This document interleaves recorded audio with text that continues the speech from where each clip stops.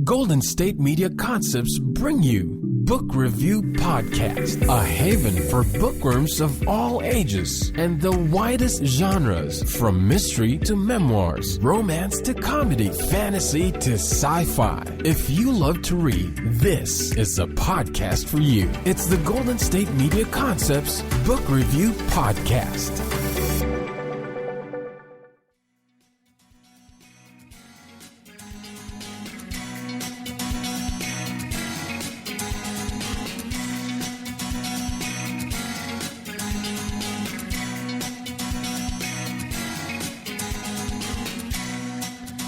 Hello and welcome to the GSMC Book Review Podcast. I am your host, Sarah, and this is the second time that I'm talking to you this week, which is really exciting. I've had 2 author interviews this week, and that's the first time this has happened, so thank you to my authors this week. I spoke with Lorena Hughes on Tuesday's podcast, and today I am speaking with Laura Heffernan, who is the author of the Reality Star series. There's currently 2 books in that series, America's Next Reality Star and Sweet Reality.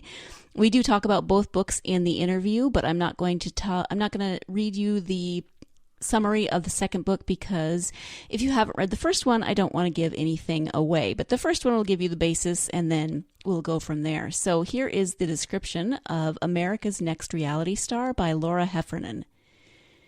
24-year-old Jen Reed had her life in good shape.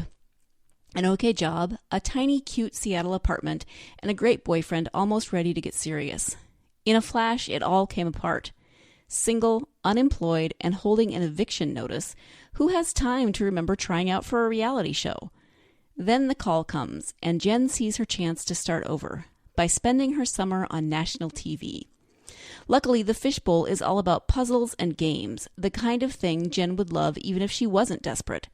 The cast checks all the boxes. Cheerful, quirky Birdie speaks in hashtags, vicious Ariana knows just how to pout for the cameras, and corn-fed J-Dog plays the cartoon villain of the house. Then there's Justin, the green-eyed law student who always seems a breath away from kissing her. Is their attraction real or a trick to get him closer to the $250,000 grand prize? Romance or showmance? Suddenly Jen has a lot more to lose than a summer. So that's the description of the first book, America's Next Reality Star. And as it says, Jen is a pretty typical 24-year-old in the book, and then everything kind of comes crashing down around her. She already had medical bills that had put her in debt before she lost her job and her apartment and her boyfriend and everything else. And so she's pretty desperate at that point and kind of figures, why not go on a reality TV show and try to win $250,000? The book is really fun and really funny. It's got romance, it's got humor, it's got some very, as the description said, quirky characters. It's got characters that you will love to hate, like any reality TV show does. And it does have those typical reality TV show characters that you love or hate or find very strange and wonder what's going on with them. Even if you're not a fan of reality TV, you'll still like this book. The reality TV show is really more of the vehicle for, what's going on in Jen's life. It's not, you don't have to be a fan of reality TV in order to like this book. But if you are a fan of reality TV, then you're really going to like it, and you'll love some of the seeing behind the scenes stuff of filming a reality show, being part of a reality show, which is how we see it from then Jen's perspective as she goes through this summer and tries to navigate the puzzles and the games, the different tasks, but also trying to navigate the different personalities and living in a literal fishbowl. I mean, the house is made of glass. The walls are made of glass. I think not my favorite part, but the part that always made me giggle was the walls are made of glass, so the contestants keep running into them, and so there's always this wham, somebody else has run into a glass wall, which I shouldn't laugh at because I'd be the one running into the glass wall every single time. I'm such a klutz, but it's just one of those elements that continues the humor and makes things very real as you're reading the book. So there's a very brief take on the first book, America's Next Reality Star. As I said, the second book, Sweet Reality, is already out, but I'm not going to give you the synopsis of that because I don't want to ruin anything for you. No spoilers. So let's turn now to that interview with Laura Heffernan and talk about her Reality Star series. Hi, Laura. Welcome to the podcast. I'm so excited to have you here to talk about your Reality Star series. Hi, Sarah. Thank you so much for having me. I'm very excited to be here. I'm excited to talk about that series, but before we do, let's just get to know you a little bit. So if you could just tell us a little bit about yourself and whatever you're comfortable sharing, that would be great.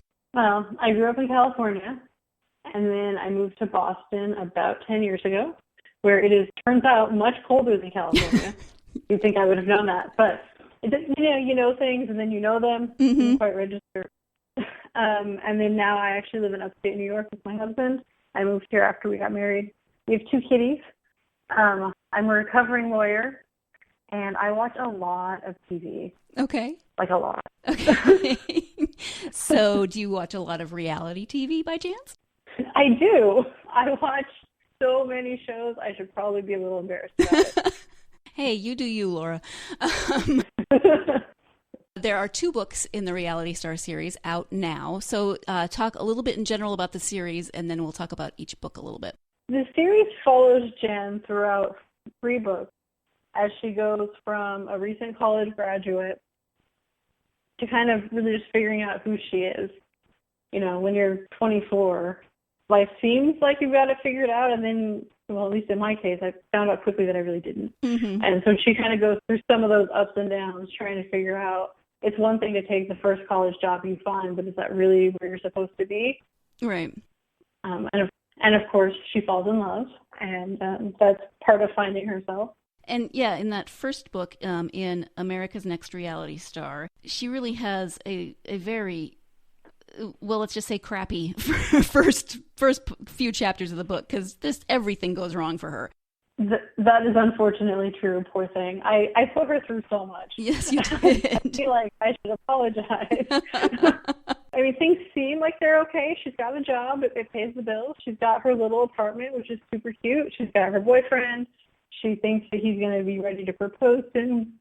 But she's also got these crazy medical bills, and they take up most of her paycheck. And it's tough when you have something like that hanging over you. She sees an ad to go on a reality show where you can actually win cash, and she's like, hey, great, I need money. So she's not really sure about it, but then when she finds out that her boyfriend is actually married, she's ready to start over, clean slate. So she goes on the show, and it's right up her alley, puzzles and games and all kinds of good stuff. But then she falls for another contestant, and Jen has to figure out which is more important, the money or the guy. Right. So life problems. Yes, on national television. Right. Right. So that is, I think, one of the most fun parts about the books is that you get to see a little bit behind the scenes in terms of reality. So as opposed to when you're watching it on TV, you know, you don't see the producers and you don't see what goes on in those sorts of situations. But we do get to see that here.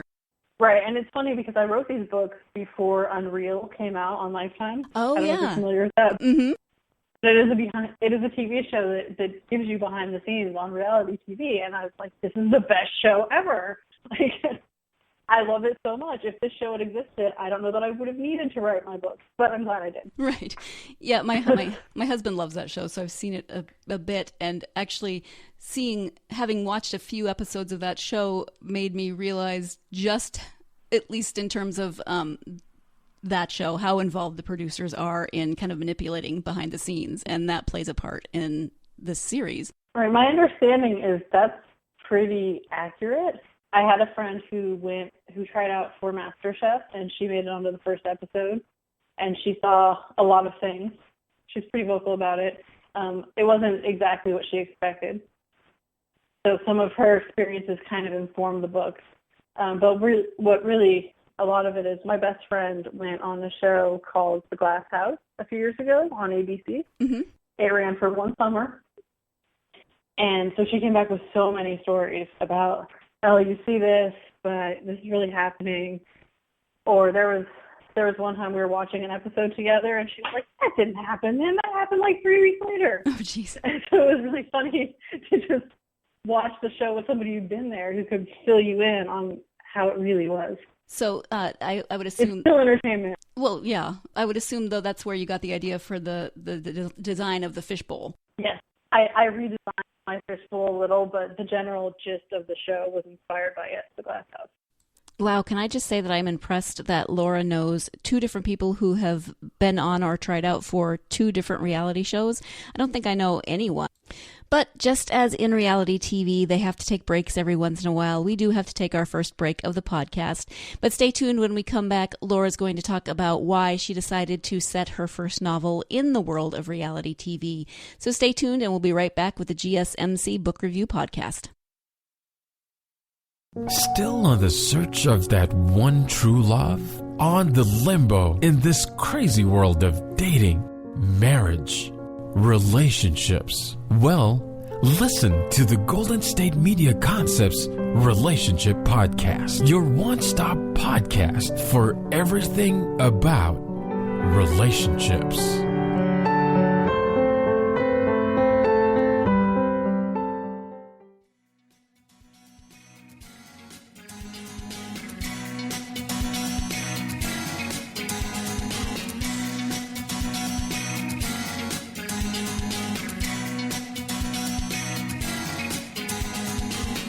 Welcome back to the GSMC Book Review Podcast. We are going to get right back into that interview with Laura Heffernan talking about her reality star series.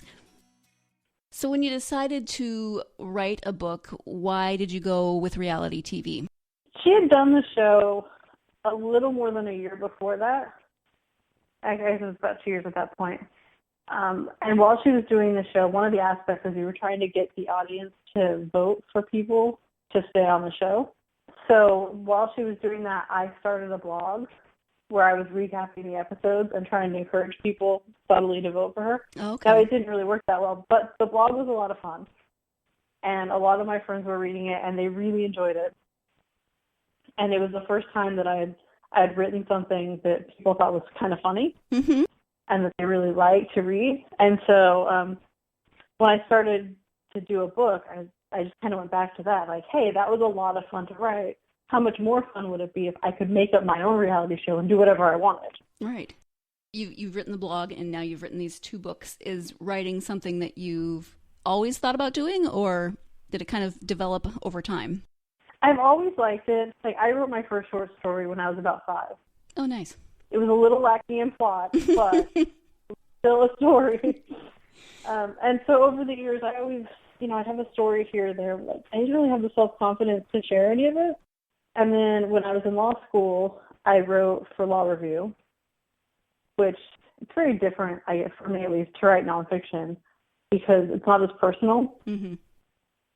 I was writing about, I had a topic that I had to write about. I was writing about a specific law. Right. And so, but that kind of helped me get out a little and share.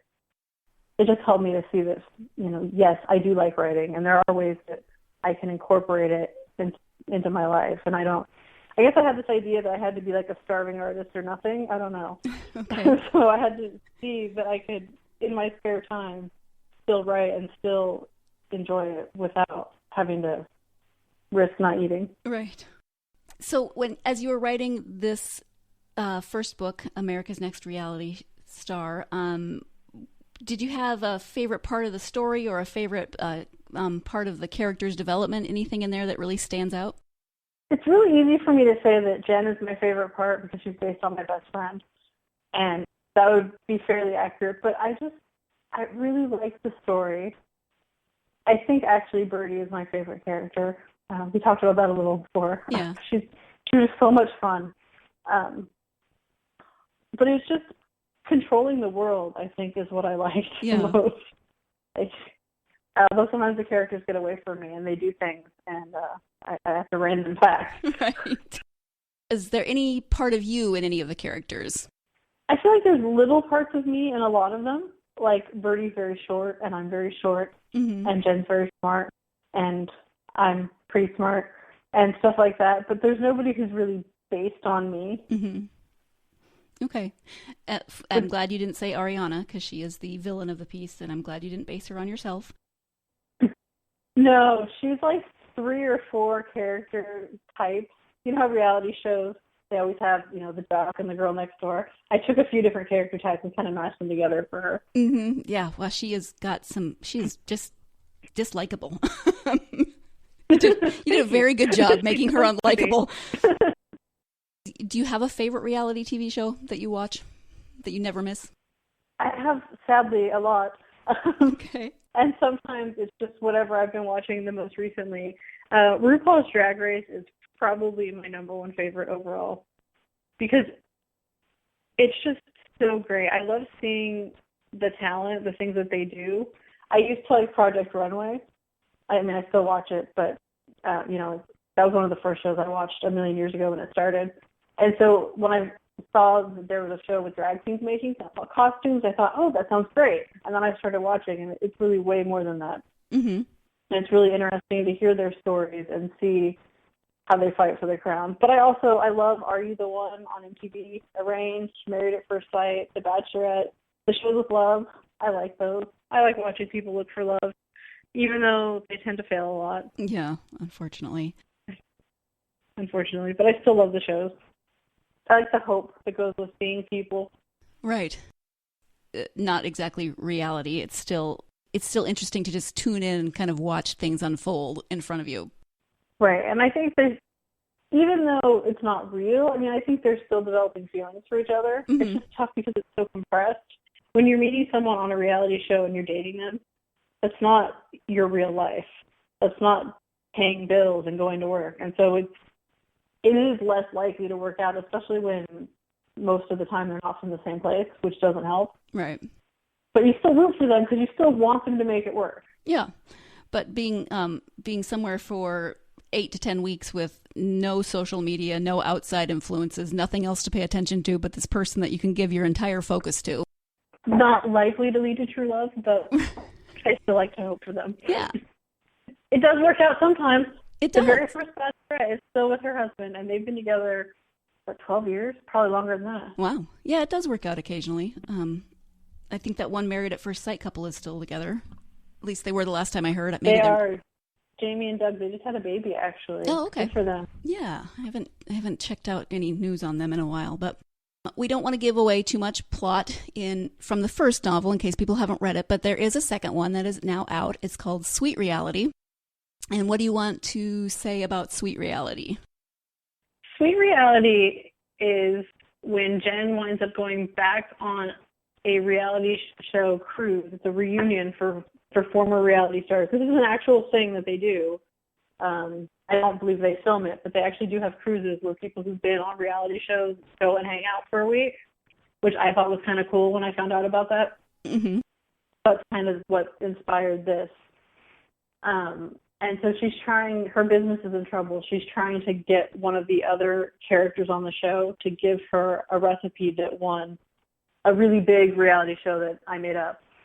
Totally 80s Bake Off. Yes, which I would watch. I would totally watch that. That's why all the shows I make up, I think would be fun. I think somebody should make them.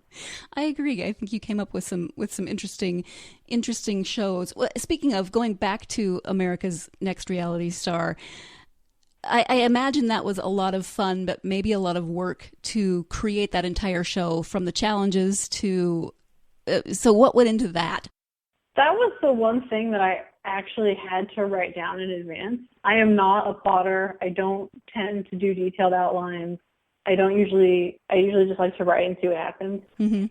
But with those, I had to really sit down and think, like, okay, what can we do here? Let's do a scavenger hunt, but how do you make that more interesting?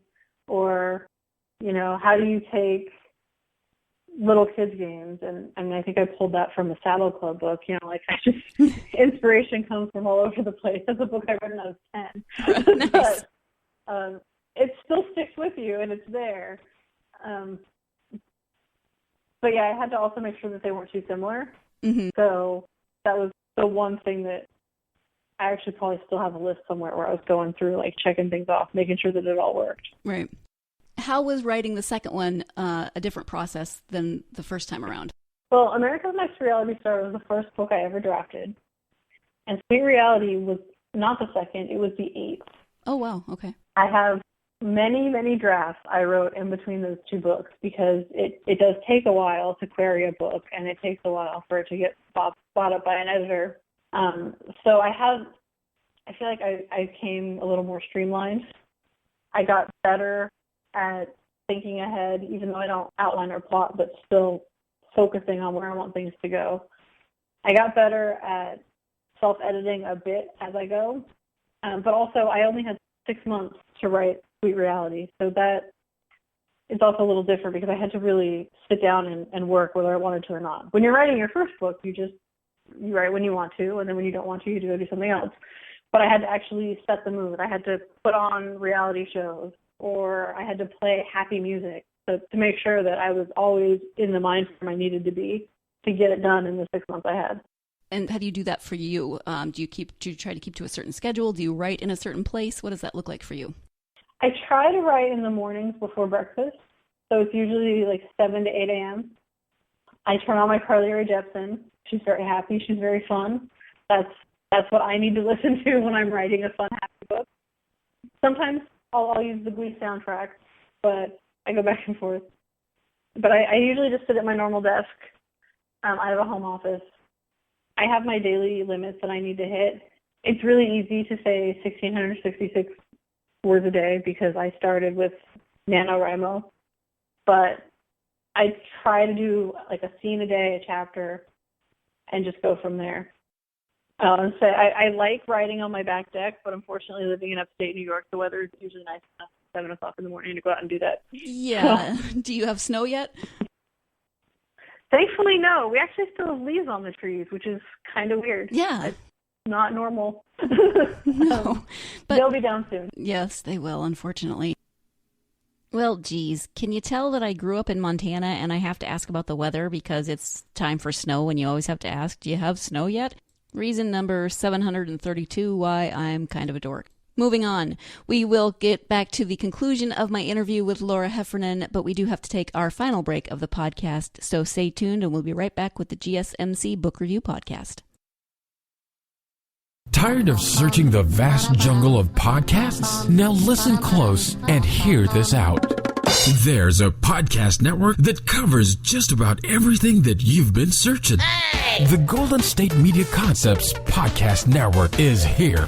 Nothing less than a podcast bliss with endless hours of podcast coverage. From news, sports, music, fashion, cooking, entertainment, fantasy, football, and so much more. So stop lurking around and go straight out to the Golden State Media Concepts Podcast Network. Guaranteed to fill that podcast itch. Whatever it may be. Visit us at www.gsmcpodcast.com. Follow us on Facebook and Twitter, and download us on iTunes, SoundCloud, and Google Play.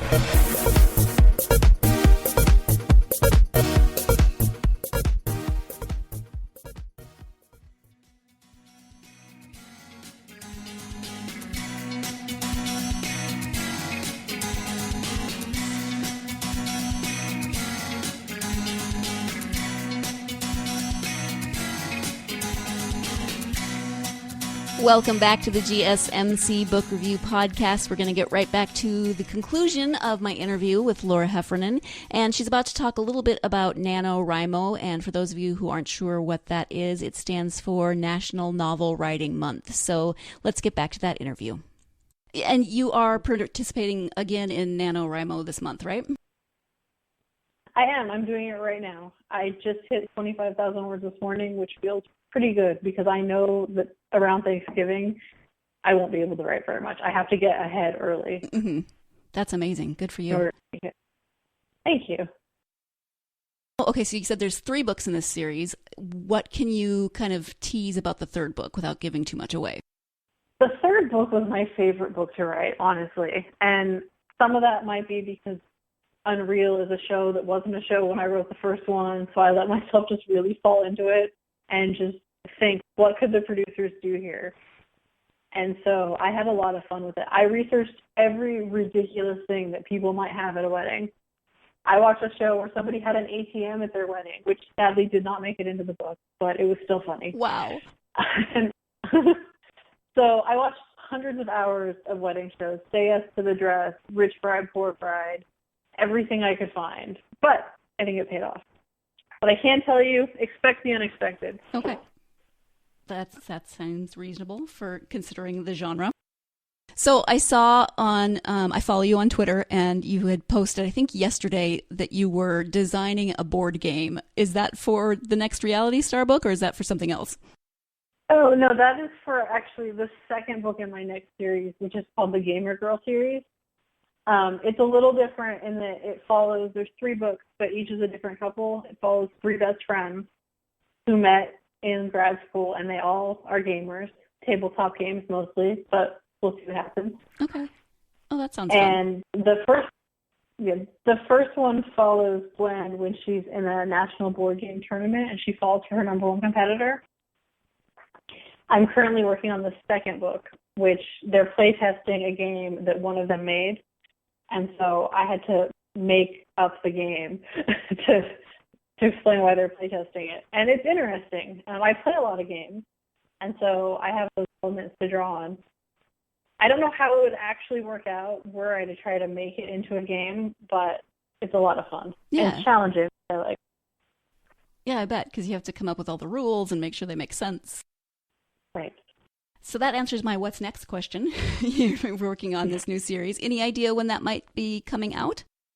The first one is coming out in 2019. Okay. Reality Wedding will be out in March 2018. So then we've got a year or so for the next one.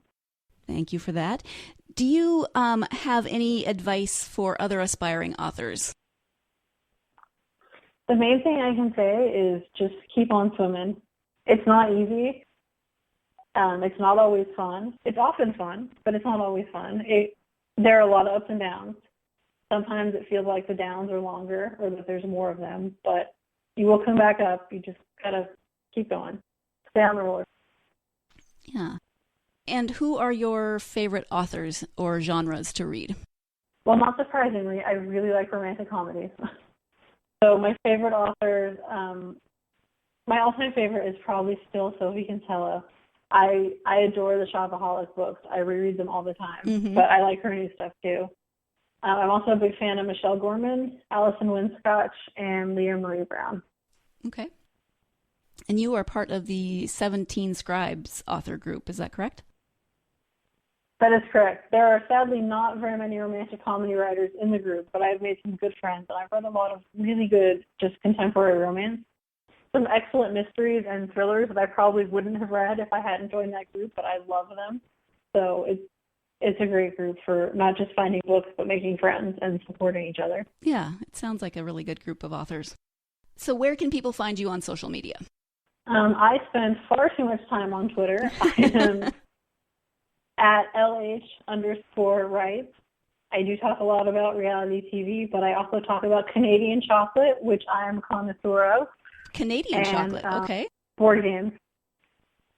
They have different regulations than we do, so I feel like I shouldn't say it's better, but I mean, it is higher quality chocolate. It just tastes better. You can say it's better. It's your taste. Different stuff. So, when you spend your whole life eating the same handful of candy bars, then it's nice to get something different. But I do think it's a little bit better. The makeup of the chocolate's a little bit different. Interesting. I learned something new today. So they can find you on Twitter. You have a website? I do, www.lauraheffernan.com. Okay. And I'm also on Facebook at Laura Heffernan Books. Okay. As we are kind of getting to the end, wrapping things up, is there anything else that you would like to tell people about your books, or you'd like people to know about writing, anything at all that we haven't covered? The main thing that I really want to say is the books are a lot of fun.